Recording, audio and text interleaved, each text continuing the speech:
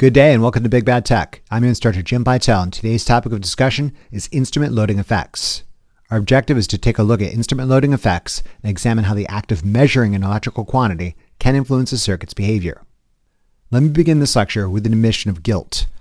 I am guilty of not so much as lying to you, but rather I am guilty of withholding information from you. Understand I operate under the Kung Fu principle, and that I am always entitled to withhold one move from you, lest you at a later date come back to challenge me. Never forget this. Additionally, my withholding of information is essential to progressive development as a technician. If I was to present you with the true extent of reality as it is currently understood right up front, we would go nowhere. There are many deep rabbit holes down which we might dive to find more and more accurate and increasingly complex depictions of reality, truly horrifying in their complexity. Progress dictates, however, we make simplifications and necessitates we use simple models. The comforting news is this: the simple models work. For our level of detail, we really don't care about things that only minutely affect reality. If an application of Ohm's law demonstrates we should expect 120 milliamperes and an actual ammeter reads 119.4 milliamperes, I'm overjoyed I even came close, and I'm cool with a small error. A difference of 0.6 milliamperes isn't something to lose sleep about. Ohm's law is true to a reasonable degree of accuracy. Additionally, Ohm's law, as I've presented to you, acts as a linear relationship, in that any increase in voltage results in a proportional increase in current. If, however, we employed astronomically high or infinitesimally small voltage or resistance values, this simple linear relationship might break down. This being said, who cares? We don't normally deal with astronomically high or infinitesimally small values. Normally, we operate equipment as intended and leave these theoretical boundary regions to those bespectacled nerds in pure science disciplines. If you've been watching the DC circuit analysis playlist in its intended sequence, we've now arrived at a topically relevant junction that I can reveal additional details behind some of the simplifications I've repeatedly employed during the course of this series. Let's discuss instrumentation first. You've heard me say time and time again that ideal ammeters are modeled as having 0 ohms of resistance and ideal voltmeters are modeled as having infinite resistance. The truth is they don't. The truth about the truth is, who cares? In comparison to typical load elements, ammeters have extremely low resistance. Voltmeters, in contrast, have extremely high resistance. Ideally, a low resistance ammeter, when placed in series with a component is intended to measure current through, won't unnecessarily present additional opposition to a source. Similarly, ideally a high resistance voltmeter placed in parallel with a component is intended to measure voltage across, won't present too much of a leakage path and draw additional current. Quality ammeters and voltmeters do affect circuit properties, but they don't affect it that much. Poorly made equipment, however, affects circuit properties, and sometimes these effects are noticeable. The other piece of pertinent information I've been withholding is this: voltage sources themselves aren't ideal elements either. Oftentimes, sources include a small internal resistance in series that can affect the observed electrical properties of the circuit under inspection. Long story short, there are more elements in a simple circuit than you may initially suspect, and given your new understanding of series parallel circuit analysis, we can now account for some of these less than ideal behaviors. As a basis of comparison for this exercise, consider an ideal 24-volt source and a 200 ohm resistor. In a perfect world, the resistor would experience the full 24-volt drop. And an application of Ohm's law would demonstrate that current through this system will be 120 milliamperes. As a result, this resistor would dissipate roughly 2.9 watts of power. Let's start by taking a look at non-ideal sources. Consider a non-ideal 24-volt source with, let's say, 2 ohms of resistance in series. This, by the way, is a purposeful exaggeration of what you might actually observe. It's a significant magnitude, and its effects will not go unnoticed. In the open circuit condition, or unloaded condition, no current flows through the internal resistance, and no voltage will be dropped across it. A voltmeter measuring the unloaded voltage would measure 24 volts. When a 200 ohm load is connected to the non-ideal source, current flows through the load and the internal resistance in a series relationship. The source, in effect, sees the series combination of the internal resistance and the 200 ohm load for a total resistance of 202 ohms. An application of Ohm's law demonstrates current through this system will be 118.8 milliamperes. As a result, another application of Ohm's law demonstrates the 200 ohm resistor will experience only a roughly 23.8 volt drop. As a result, the load resistor dissipates roughly 2.8 watts of power. You will note in comparison to the ideal scenario, both observed voltage and current are less than our ideal calculations would suggest. By including the small internal resistance inside a non-ideal voltage source, we account for the minor drop in voltage from the unloaded to the loaded condition you may have observed in lab.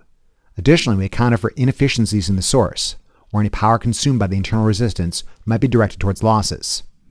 All these differences aside, is there really any cause for concern, even with this level of exaggerated internal resistance? Not really. There is a difference, but it's not that much. Let's now include a non-ideal ammeter in our circuit. An ideal ammeter has 0 ohms of internal resistance and does not present an additional opposition to the source. This non-ideal ammeter, however, happens to present an additional 2 ohms of resistance. The source sees the series combination of the internal resistance, the non-ideal ammeter, and the 200 ohm load for a total resistance of 204 ohms. An application of Ohm's law demonstrates current through the system will be roughly 117.6 milliamperes. Another application of Ohm's law demonstrates that V1 will be 23.5 volts. As a result, R1 consumes 2.8 watts of power. You will again note in comparison to the ideal scenario, observed voltage across and current through and power dissipated by the load resistor are less than our ideal calculations initially suggested. This being said, it's really not that bad. Let's now include a non-ideal voltmeter in our circuit that happens to present 20 kiloohms of resistance in parallel to R1. An ideal voltmeter presents infinite resistance and will not be a leakage path for current. This non-ideal voltmeter, however, happens to present a path in parallel to R1 with 20 kiloohms of resistance. The parallel combination of the non-ideal voltmeter and R1 presents a combined resistance of 198 ohms. Let's call this simplification R single prime. Simplification R single prime is in series with the internal resistance of the source and the non-ideal ammeter. An application of the voltage divider rule demonstrates that V single prime is 23.5 volts. Given R single prime is a parallel combination of R1 and the voltmeter, it can be said V1 and the voltage across the voltmeter equals V single prime, which equals 23.5 volts. Voltage across elements in parallel is the same. An application of Ohm's law demonstrates I1 is 117.6 milliamperes. Another application of Ohm's law demonstrates a leakage path of 1.2 milliamperes travels through the voltmeter. An application of Kirchhoff's current law to the series parallel circuit demonstrates that current through the ammeter is I1 plus current through the voltmeter. As a result, the ammeter reads 118.8 milliamperes, although in fact R1 experiences only 117.6 milliamperes. This is to suggest that the ammeter isn't really reading the actual current traveling through the load resistor, since its reading is artificially inflated by the leakage current through the voltmeter. Long story short, when taken in combination, these non-ideal effects result in an electrical load actually experiencing slightly different voltage and current values than the ideal scenarios suggest and as your meters would read. This is to suggest that everything is a little bit more complicated than it seems. When you take into account every little tiny detail, each new tiny detail brings with it a level of previously unseen complexity. Let's test your understanding of this concept with 2 simple examples that will get complicated rather quickly. First, the easy task. Consider a pure series circuit consisting of a 36 volt source, an R1 a 120 ohm resistor, and R2 a 600 ohm resistor. Additionally, consider a pure parallel circuit consisting of a 16 volt source, an R1 a 480 ohm resistor, and R2 a 240 ohm resistor. As a preliminary exercise, see if you can determine the voltage across and the current through each element in the system, as well as source current. These ideal values will form the basis of comparison for a follow-up exercise discussing instrument loading effects. By all means, pause the lecture and try this by yourself. If you're tracking, you should have obtained the following values. Presented without comment, you should have observed the following properties for the series circuit. I source, I1, and I2 all equal 50 milliamperes. V1 equals 6 volts, and V2 equals the remaining 30 volts. Similarly, you should observe the following properties in the parallel circuit. Both V1 and V2 equals 16 volts. I1 equals 33.3 milliamperes, I2 equals 66.7 milliamperes, and finally I source equals 100 milliamperes. If you didn't get these values, get out of here and revisit the preceding lectures detailing pure series and pure parallel DC circuit properties. Let's use these idealized values as a basic comparison for instrument loading effects and non-ideal sources. Go ahead and copy these values down for later use. Let's model the series circuit as follows. Let's say the source has 2 ohms of internal resistance, as does a non-ideal ammeter. We'll additionally make use of 2 voltmeters, each with 20 kiloohms of resistance, in parallel to R1 and in parallel to R2. You will note that in accounting for these non-ideal elements, we are no longer dealing with a pure series nor a pure parallel circuit, but rather a much more complicated series parallel circuit. As an exercise to the viewer, I invite you to determine the voltage across and the current through each resistor in this system, as well as source current. This will be a lot harder than previously. Again, we're only looking for V1, V2, I1, I2, and source current for each system. By all means, pause the lecture and try this by yourself. If you're tracking, you should have obtained the following values. The parallel combination of R1 and the non-ideal voltmeter 1 presents a resistance of approximately 119.3 ohms. Similarly, the parallel combination of R2 and non-ideal voltmeter 2 presents a resistance of roughly 582.5 ohms. The internal resistance, the ammeter, our single prime and our double prime are perfectly in series with one another. An application of the voltage divider rule to the pure series simplification demonstrates the voltage across the ammeter is 102 millivolts. An application of Ohm's law demonstrates the ammeter experiences 51 milliamperes. Ostensibly, this is the source current for this system. Another application of the voltage divider rule demonstrates that V single prime is 6.1 volts. Another application of the voltage divider rule demonstrates that V double prime is the remaining 29.7 volts. Voltage across elements in parallel is the same. V single prime equals V1, which equals V voltmeter 1, and they all equal 6.1 volts. An application of Ohm's law demonstrates that I1 is 50.7 milliamperes, and another application of Ohm's law demonstrates 304.2 microamperes is routed around I1 through the non-ideal voltmeter. Again, voltage across elements in parallel is the same. V double prime equals V2, which equals the voltage across the non-ideal voltmeter 2. And they all equal 29.7 volts. An application of Ohm's law demonstrates that I2 is 49.5 milliamperes, and another application of Ohm's law demonstrates that 1.5 milliamperes is routed around R2 through the non-ideal voltmeter 2. Ultimately, accounting for these non-ideal effects, the ammeter measuring source current displays 51 milliamperes. However, because of the leakage paths presented by voltmeter 1 and 2, R1 experiences only 50.7 milliamperes, and R2 experiences 49.5 milliamperes. Voltmeter 1 reads 6.1 volts, and voltmeter 2 reads 29.7 volts. When we compare these results with our initial idealized calculations, there's a small but noticeable difference. An observer ignorant of non-ideal sources and instrument loading effects may suspect minor violation of fundamental series properties. However, a savvy aspiring technician, such as yourself, is keenly aware of the more complicated series parallel circuit underlying reality and can account for and explain these differences. Let's now take a look at the non-ideal parallel circuit. If you recall, the original circuit was a 16-volt source in parallel with a 480 ohm resistor and a 240 ohm resistor. Let's include 2 ohms of internal resistance in the source, a non-ideal ammeter used to measure source current, which happens to have an internal resistance of 2 ohms, another non-ideal ammeter used to measure current through resistor 1 that also happens to have an internal resistance of 2 ohms, and finally the third non-ideal ammeter used to measure current through resistor 2 that also happens to have an internal resistance of 2 ohms. Finally, we include a non-ideal voltmeter that happens to have an internal resistance of 20 kiloohms in parallel with R2. As an exercise to the viewer, I invite you to determine the voltage across and the current through each resistor in this system, as well as source current. This would be much more difficult because it takes several levels of simplification to bring it down to a pure series circuit. Stay organized. By all means, pause the lecture and try this on your own. If you're tracking, you should have obtained the following values. Here's how I solve for these values. The series combination of the non-ideal ammeter and R1 presents a resistance of 485 ohms, a simplification I'm calling R single prime. The parallel combination of R2 and the non-ideal voltmeter presents a resistance of roughly 237.2 ohms.